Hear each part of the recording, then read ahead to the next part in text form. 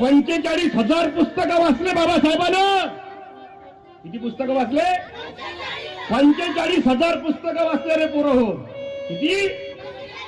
आणि पुस्तकासाठी घर बांधणारा जगातला एकमेव महापुरुष भारतरत्न बाबासाहेब आंबेडकर. समजून घ्या. हात जोडून प्रार्थना करतो मावशी. 45,000 पुस्तकं वाचले बाबासाहेबांना.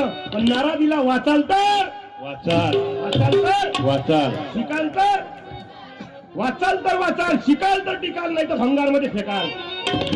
जो वाचत नाही पुस्तक त्याचं खराब होईल मस्तक. ज्याच्या घरी नाही पुस्तकाचं कपाट त्याचं घर होईल भुईसपाट.